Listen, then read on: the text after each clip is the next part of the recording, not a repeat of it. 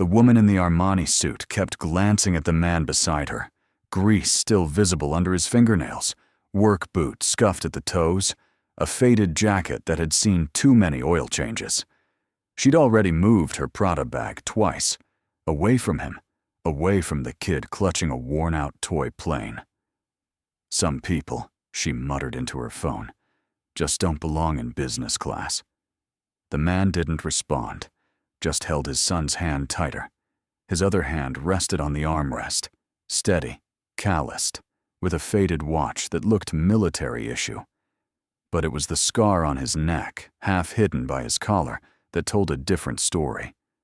When the plane jolted violently and alarms started screaming, everyone panicked. Except him. He stood up with the kind of certainty that doesn't come from hoping. It comes from knowing. And the way he walked toward that cockpit made grown men step aside. What could a mechanic possibly know that a trained pilot didn't? Callum Hayes had learned to make himself invisible. It was easier that way. Easier than explaining the scar on his neck, the way his hands trembled during takeoff, the reason a 41-year-old man spent his days as an aircraft mechanic instead of flying. The business class ticket had been a gift from his coworkers, a birthday surprise because they knew he never spent anything on himself. Everything went to Theo. 7 years old, gap-toothed, obsessed with anything that flew. Theo pressed his face against the window as the plane taxied. "Dad, how fast do we have to go before we can fly?" Except the woman in 12E didn't share his enthusiasm. Veronica Pierce looked like she'd been carved from marble and disappointment. Her laptop showed maintaining excellence in aviation technology, and she'd already sighed 3 times. When Callum asked a flight attendant for a pen so Theo could draw, Veronica's voice cut through. "Maybe save the aviation lessons for when we're not trying to work." Callum felt Theo shrink against him. He put his arm around his son and pulled him close. "Draw me that F-22 you were talking about," he whispered. The Luminox watch on Callum's wrist caught the overhead light. Military issue. He'd kept it when he'd turned in everything else. Captain Callum Hayes. Call sign, Ghost Rider. 127 combat missions. 18 pilots extracted from hostile territory. A legend, until his spine compressed, pulling 3 pilots out of Syria, and his wife, weak from chemotherapy, whispered, "Promise me you'll be there for him, really there. Not a ghost." He'd kept that promise, even when it meant trading flight suits for coveralls, even when people like Veronica Pierce looked at him like he was something they'd scrape off their shoes. The plane's engine spooled up. Callum's hands tightened on the armrest. This part never got easier. PTSD, his therapist called it. 6 years later, he was still waiting for it to fade. Theo patted his father's hand. "It's okay, Dad. Flying is safe." The acceleration pushed them back. Callum counted seconds, breathing through the takeoff. They were airborne. For a moment, he let himself remember what it felt like to climb with purpose, with a mission. Then he looked at Theo and reminded himself that he'd chosen something that mattered more. Veronica made a call the moment she could. "We're not partnering with anyone who doesn't meet our standards. Brand integrity is everything." She said it loud enough that Callum knew it wasn't entirely about business. When Theo showed him the detailed F-22 he'd drawn, Veronica closed her laptop with a sharp click. "Maybe teach your son some volume control." Her eyes flicked over Callum's grease-stained jeans, his risoled boots. Callum met her gaze and said nothing, but he saw Theo's shoulders hunch, saw his son suddenly embarrassed. He turned to Theo and spoke just loud enough for Veronica to hear. "Don't ever apologize for being excited about things you love. Your worth isn't determined by what other people think of you." Veronica's jaw tightened, but she said nothing. 30 minutes into the flight, the sound came. A sharp, metallic bang from the left wing. Callum went rigid. Compressor stall. He'd heard it twice in his career. The plane barely shuddered, but Callum was counting seconds, listening. The captain's voice came over the intercom. "Folks, we're experiencing some minor mechanical issues. Nothing to be concerned about, but please remain seated with seatbelts fastened. Theo looked up. Is everything okay? Callum kept his voice calm. There's a problem with one of the engines, but planes can fly on one engine. The pilots are trained for this. Veronica had gone pale. What kind of problem? Callum glanced at the left engine. He could see the wrongness in the exhaust pattern. Could be a compressor issue. The plane banked right, standard procedure. But then it shuddered harder, and Callum's trained senses picked up something worse. The hydraulics were affected too. Engine failure plus hydraulic damage meant critical situation. Before Veronica could speak again, the left engine exploded. A massive bang as turbine blades shattered. The plane lurched violently left. Overhead bins flew open. Passengers screamed. Oxygen masks dropped. The cabin pressure alarm shrieking. Training took over. Callum grabbed Theo's mask, secured it over his son's head. Breathe normally, buddy. Look at me.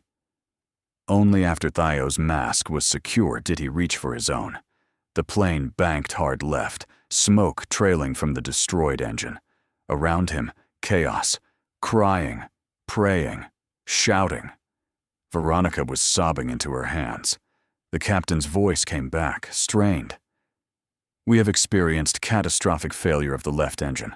We are declaring an emergency. Flight attendants, prepare the cabin. Callum unbuckled. Theo grabbed his arm. Dad, where are you going? He knelt down. I need to check something.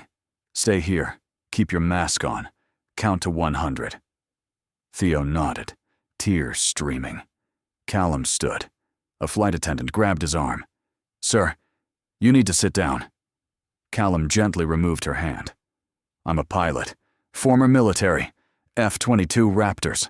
I need to get into that cockpit. The co-pilot emerged from the cockpit, face ashen. Captain Brooks hit his head. I'm flying, but I've never dealt with this. His voice cracked. Callum looked at him. Let me help. The co-pilot stepped aside. The cockpit was chaos. Captain Brooks, in the left seat, bleeding from his forehead. The co-pilot, Trent, in the right seat, hands shaking. Warning lights everywhere. Callum assessed in 3 seconds. Altitude, 12,000 feet. Dropping at 1,500 feet per minute. Right engine at 95%. Left engine, gone. Hydraulics, primary system 0. Backup at 40%. They were in a slow, deadly spiral. Trent looked at him with drowning eyes. Who are you? Callum Hayes, former Air Force. I've flown F-22s in combat. Captain Brooks looked up. Hayes, Ghost Rider? Callum didn't answer. He was analyzing. Single engine wasn't the issue. The asymmetric thrust was creating a turning moment the damaged hydraulics couldn't counteract. They needed to reduce right engine power, use manual trim. It meant sacrificing airspeed, losing altitude faster. A calculated risk. Trent, listen carefully. Callum's voice had changed completely. We're going to reduce power on the good engine. Trent's head snapped around. That's insane. We're already losing altitude. Callum pointed at the attitude indicator. We're losing altitude because we're in a spiral. Reduce the asymmetric thrust, use manual trim. We can stabilize. Once stable, we manage the descent. It's a combat technique. I've done it twice. Both times, everyone lived. Do you trust me? The altimeter wound down. 10,000 feet. 9,500. Trent took a shuddering breath. Tell me what to do. Throttle back to 70%. Smoothly. Trent's hand moved. The engine note changed. The plane slowed. For a terrifying moment, it felt like falling, but the bank angle decreased. Manual trim. Nose up. Small adjustments. They worked together. The nose began to rise. The descent rate decreased. 1,200 feet per minute. 800. They were still going down, but controlled. Captain Brooks laughed shakily. It's working, Callum keyed the radio. Mayday, mayday, mayday. American Airlines Flight 447, single engine failure, hydraulic failure, requesting immediate emergency landing. 143 souls on board. The response came immediately. Flight 447, nearest airport is Nellis Air Force Base, bearing 045, 40 miles. Can you make it? Callum did the math. 7,200 feet, 800 feet per minute descent, 9 minutes, 40 miles at 190 knots, 12.5 minutes. Tight. Affirmative, we can make Nellis. Who am I speaking with? Muscle memory betrayed him. This is Ghost Rider requesting emergency clearance. 3 seconds of silence. Ghost Rider, that call sign was retired in 2019. Confirm identity. Callum closed his eyes. Callum Hayes. Service number 2746938. Former captain, 422nd Test and Evaluation Squadron. Typing. Then a different voice. Captain Hayes, credentials confirmed. Sir, we're clearing all traffic. You have priority landing runway 21 left. We're bringing you home, Ghost Rider. Those words hit harder than expected. Home. Trent stared. You're the Ghost Rider? They teach your Syria extraction in flight school. Callum didn't respond. He was too busy keeping them alive. Nellis Tower. Be advised we have limited control authority. This landing is going to be rough. The voice from the tower was steady. Understood, Ghost Rider. We've got you. The runway is yours. Callum looked at Trent. I need you to make an announcement. Tell the passengers to assume brace positions. Tell the flight attendants to prepare for emergency evacuation. And tell them, he paused, tell them everyone is going to walk away from this. Trent nodded and reached for the intercom. His voice, when it came through the speakers, was steadier than Callum expected. Ladies and gentlemen, this is First Officer Trent. We are making an emergency landing at Nellis Air Force Base. The aircraft is under control. When I give the command, assume the brace position. Bend forward, head between your knees, hands over your head. We are going to land safely. I repeat, we are going to land safely. In the cabin, passengers were crying, praying, holding each other. Theo was still in his seat, his small hands gripping the armrests, counting over and over. 98, 99, 100. 1, 2, 3. Veronica sat next to him, her earlier contempt burned away completely. She reached over hesitantly and took Theo's hand. Your dad's flying the plane, isn't he? Theo nodded, tears streaming down his face but his voice steady. My dad can do anything. The runway came into view, fire trucks waiting, F-22 Raptors lined up, people in uniform at attention. You're taking us in. I'll work throttle and trim. Callum's voice stayed calm.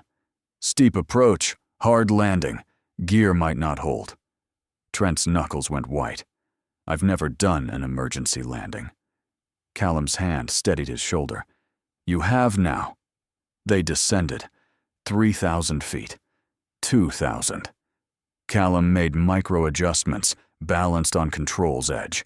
At 500 feet. Brace announcement. Now.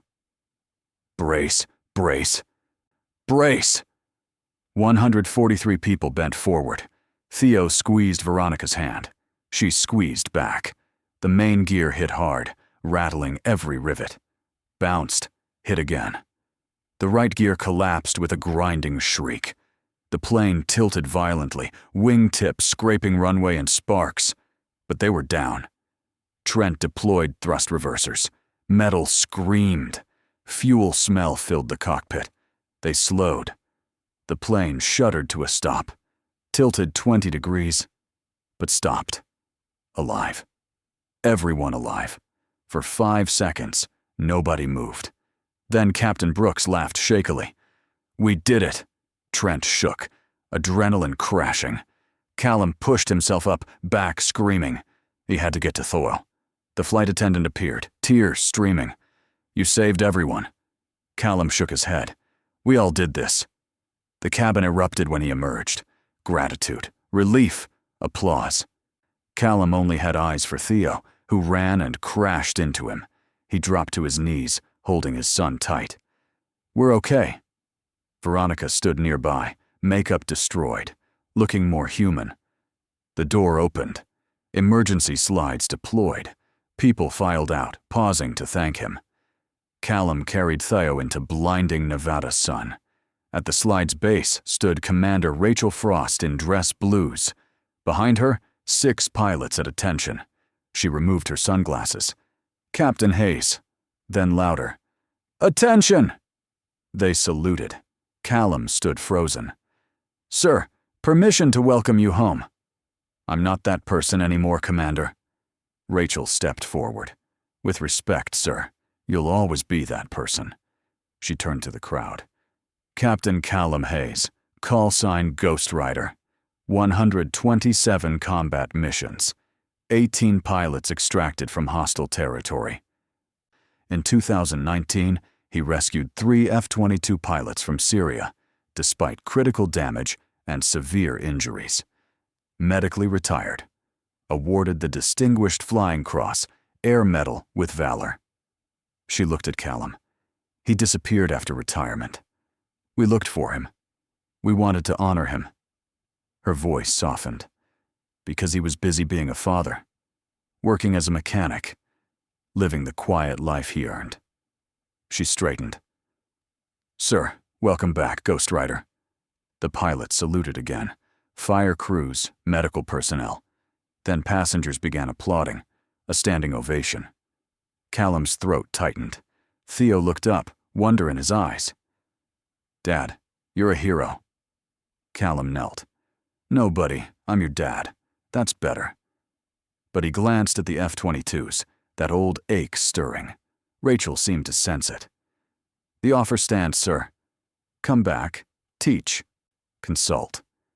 Callum stood, hand on Theo. My flying days are over, but my being a dad days, those are forever. Camera phones recorded. Tomorrow he'd be everywhere. The mechanic who saved the plane. His quiet life was over. But with Theo's hand in his and the sun warm, he didn't care. Veronica walked down the slide, heels clicking. She stopped before him. I'm sorry. 2 words, heavy with weight. Callum nodded. It's okay. She shook her head. No. I judged you, treated you like you were beneath me, and you saved my life. Her voice broke. I don't know how to make this right. Tell me why. Veronica took a shaky breath. I grew up poor. Father alcoholic. Mother worked 3 jobs. Got made fun of for secondhand clothes. Told I'd never make it. So I clawed up, built a company, swore I'd never be on bottom again. She looked ashamed. But I became the person I hated, the one who judges by clothes and jobs instead of character. Callum listened. Pain changes us, makes us stronger or cruel. The important thing is recognizing which. Veronica nodded, tears streaming. Can I do something? A scholarship fund for Theo's education? Callum thought of opportunities, of choices. Okay. For him. She let out her breath. Could we stay in touch? I need to learn to see people differently. He nodded. I'd like that. An officer approached. Commander asks if you'd meet the squadron. They've heard about Ghost Rider since flight school. Callum looked at Theo. Want to see inside a real F-22? Theo's eyes went wide. Really? Rachel led them to a hangar.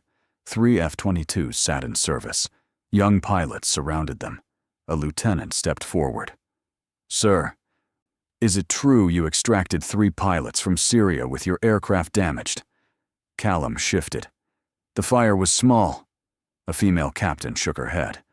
The reports say hydraulic failure, 1 engine out, surface-to-air missiles tracking, and you landed twice in hostile territory.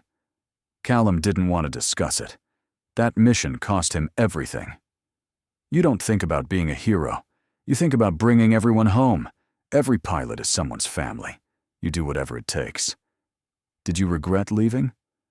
Callum looked at Theo, staring at the F-22 with reverence. Every day.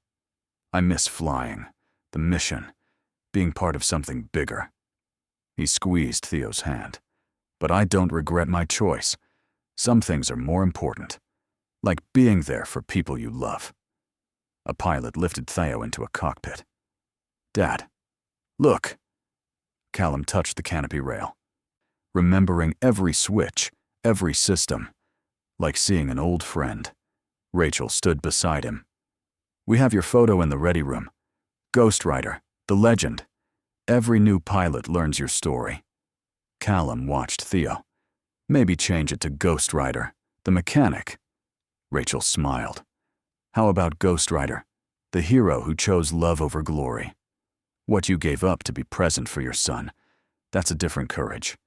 Maybe the hardest kind. Rachel's radio crackled. Press is here. They walked into sunlight. Journalists, cameras, passengers who'd stayed. Veronica moved to his side. Rachel addressed them. Flight 447 experienced catastrophic engine failure. Thanks to Captain Callum Hayes and the crew, all 143 survived. A reporter called out about the former military pilot. Rachel gestured to Callum. Captain Hayes, retired Air Force, call sign Ghost Rider. Cameras turned. Questions erupted. Callum raised a hand. My coworkers gave me the ticket. When the engine failed, I thought about my son staying calm. I don't feel like a hero, just grateful I had relevant training, and that First Officer Trent trusted me. What have you been doing since leaving military? Raising my son, working as a mechanic. Do you regret leaving? He paused, looking at the sky. I miss it every day. But I never regretted my choice. My son needed a present father, not a ghost chasing missions. A reporter asked what people should know. Worth isn't measured by uniforms or money. It's measured by what you do when it matters.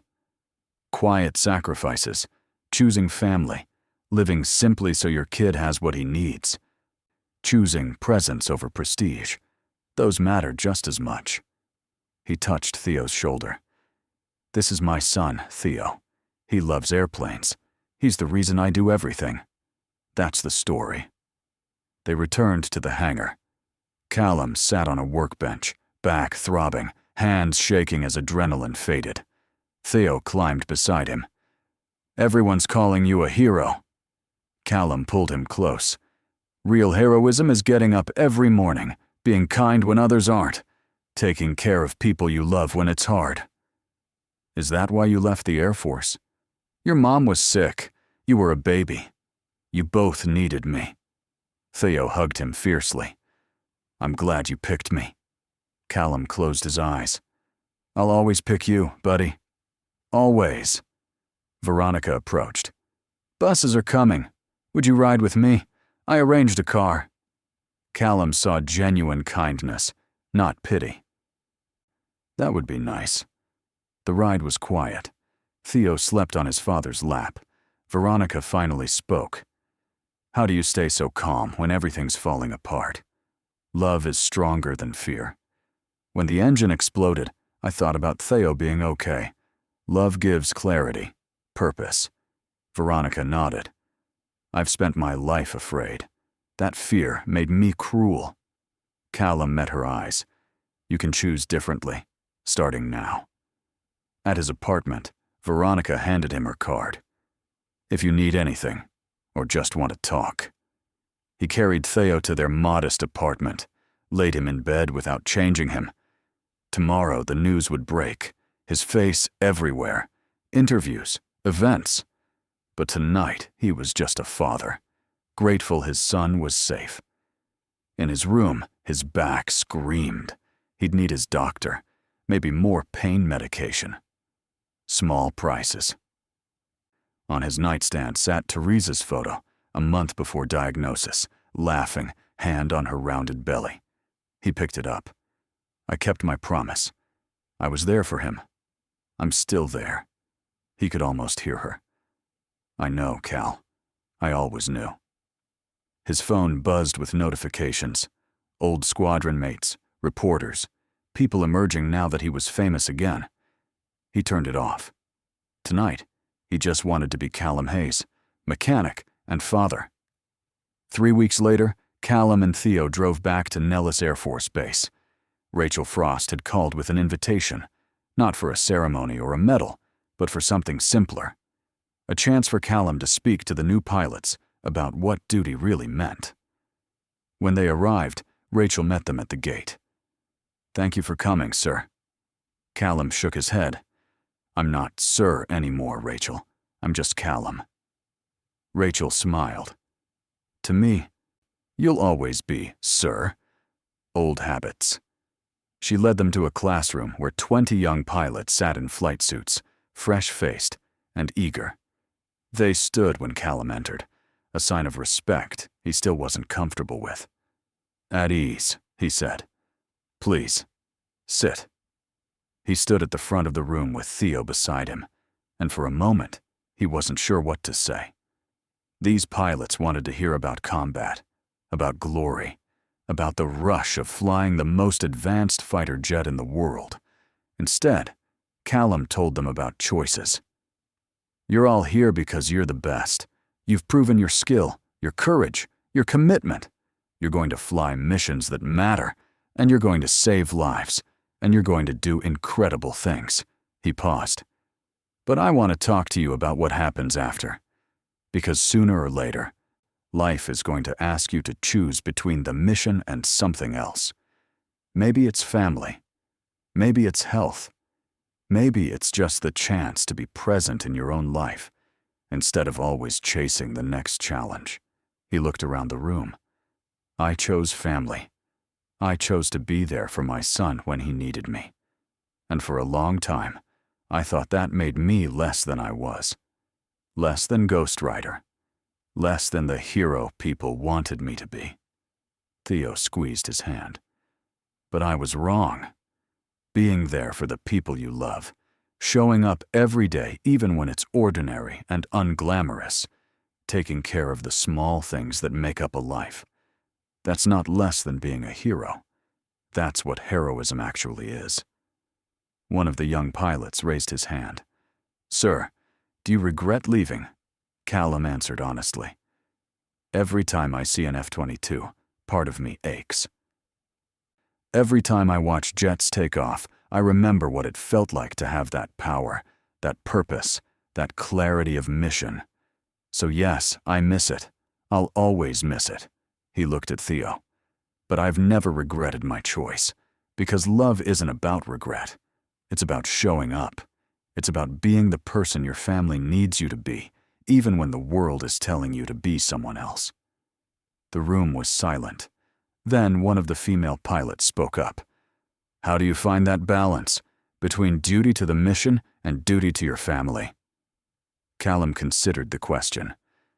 "I don't think there is a perfect balance. I think you make choices, and you live with them, and you try to be honest about the cost.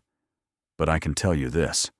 At the end of your life, no one remembers your kill count or your medal rack. They remember whether you were there. Whether you showed up, whether you loved them." After the talk, several pilots came up to shake his hand, to thank him, to take photos. Theo beamed with pride, his father's hand in his. As they were leaving, Rachel walked them back to their car. "That was perfect, sir. Exactly what they needed to hear." Callum smiled. "I hope so." Rachel hesitated, then said, "The offer still stands. If you ever want to come back, even part-time, even just as a consultant, we'd be honored." Callum looked at the hangars, at the F-22s gleaming in the sun, at the life he'd left behind.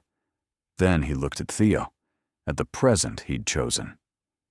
"I appreciate that, Rachel, but my place is with him now." Rachel nodded, understanding. "Then bring him by sometimes. Let him see what his father used to do.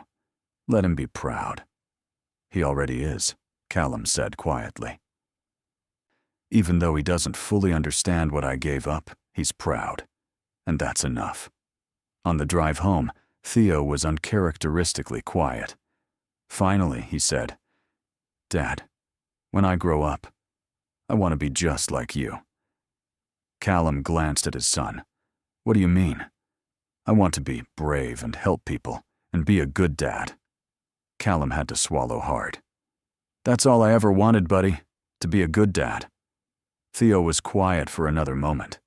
Then, "Can I tell you a secret?" "Always. When the plane was crashing and you went to help, I was scared. But I wasn't scared we would crash. I was scared you wouldn't come back, that you'd save everyone but not you." The words hit Callum like a physical blow. "Theo, but then you came back. You carried me off the plane, and I knew that you'd always come back." "No matter what." Theo looked at his father with absolute trust. "That's why I want to be like you, because you always come back." Callum had to pull the car over. He parked in a rest area and turned to face his son. "Listen to me, buddy. What I did that day, what I used to do in the Air Force, it was important. But it's not the most important thing I've ever done." "What is?" "Being your dad. Being there when you wake up from nightmares, teaching you to tie your shoes, helping with homework, making you breakfast. All the boring, ordinary, everyday things." Callum's voice was thick with emotion. "Those are the things that matter most, not the dramatic rescues, not the medals, just showing up, day after day, for the people you love." Theo thought about this. "Mom would be proud of you, for showing up for me." Callum's eyes burned. "I hope so, buddy. I really hope so." They sat there for a few minutes, father and son, in the parking lot of a rest stop between Nellis and home. Around them, the ordinary world continued. Cars passed. People walked dogs. Families took photos. The unglamorous, beautiful, messy business of living. Finally, Callum started the car again. As they merged back onto the highway, Theo asked, "Dad, can we go flying sometime? In a regular plane, I mean, not a fighter jet." Callum smiled. "Yeah, we can do that. And can we invite Ms. Veronica? She seems lonely." Callum glanced at his son in the rearview mirror. "That's very perceptive, buddy. Yeah, we can invite her. And maybe she can teach me about business, and you can teach her about being brave." "I think," Callum said slowly, "she's already learning about that." When they got home, there was a package waiting. Inside was a large framed photograph, the F-22 squadron standing at attention on the Nellis tarmac, saluting. A plaque below the image read, "Ghost Rider, the legend who taught us that the truest courage is choosing love over glory. Thank you for showing us what it means to serve." Callum hung it in the living room, next to the photo of Teresa. That night, after Theo was asleep, he stood looking at the two images, his past and his present. The life he'd lived and the life he'd chosen. His phone rang. It was Veronica. "I hope I'm not calling too late." "No, it's fine. I wanted to let you know. The scholarship fund is set up. It's enough to cover Theo's education through college, whatever he chooses to study." Callum's throat tightened. "Veronica, that's too much." "It's not enough," she said firmly. "It could never be enough, but it's what I can do." She paused. "I also wanted to tell you that I've been in therapy, working on the fear, the need to control, the judgments. It's hard. Change always is. But it's worth it. I'm remembering who I wanted to be before I got scared, before I built all these walls." She laughed shakily. "Turns out, I used to be kind. I'm trying to find my way back to that." "You will," Callum said with certainty. "The fact that you're trying means you're already halfway there." They talked for a while longer, about small things, ordinary things. When they hung up, Callum realized something had shifted. The woman who'd looked at him with contempt in business class had become a friend. Proof that people could change, that grace and second chances mattered. He walked to Theo's room and stood in the doorway, watching his son sleep. The toy plane was clutched in one hand, even in dreams. Callum thought about all the missions he'd flown, all the lives he'd saved in combat. They mattered. They always would. But this small boy sleeping peacefully, secure in the knowledge that his father would always be there, this mattered more. This was the mission that counted. He walked back to the living room and looked at the framed photograph again. At the young pilot standing at attention, honoring him. He hoped they understood what he'd tried to tell them. That glory fades, but love endures. That the hardest battles aren't fought in the sky, but in the quiet moments of ordinary life. That choosing to be present, to be vulnerable, to be human, that takes more courage than flying into danger ever did. Outside, a commercial jet passed overhead. Its lights blinking in the darkness. Callum watched it until it disappeared, then turned away from the window. Ghost Rider had landed his last mission. Now he was just Callum Hayes, mechanic and father, living his quiet life in Las Vegas. And he had never felt more grounded, more real, more alive. In his bedroom, Theo stirred and called out, "Dad?" Callum was there in seconds. "I'm here, buddy. Bad dream." "No, good dream. We were flying together." Callum sat on the edge of the bed. "Yeah? What were we flying?" "F-22s. But then we landed and went home and had pancakes." Theo smiled sleepily. The pancakes were the best part. Callum laughed quietly and ruffled his son's hair. "Pancakes it is then, tomorrow morning. Now sleep." As he stood to leave, Theo said one more thing. "Dad, I'm glad you're my hero. Even if no one else knows." Callum looked back at his son, at this boy who was his whole world, and felt his heart expand with a love so fierce it bordered on pain. "And you're mine, buddy. You're mine." He closed the door softly and walked back to his own room. Tomorrow, he'd go back to the hangar, back to the hydraulic lines, and the maintenance logs, and the honest work of keeping planes safe. Tomorrow, Theo would go to school and tell his friends about visiting the Air Force base. Tomorrow, life would continue in its ordinary, extraordinary way. But tonight, in a small apartment in Las Vegas, a legend slept peacefully. Not because he'd saved a plane or earned the respect of his peers or been recognized for his sacrifice, but because he'd chosen love. He'd chosen presence.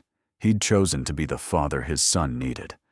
And in the end, that choice had saved him just as surely as he'd saved everyone else. Ghost Rider had finally found his way home.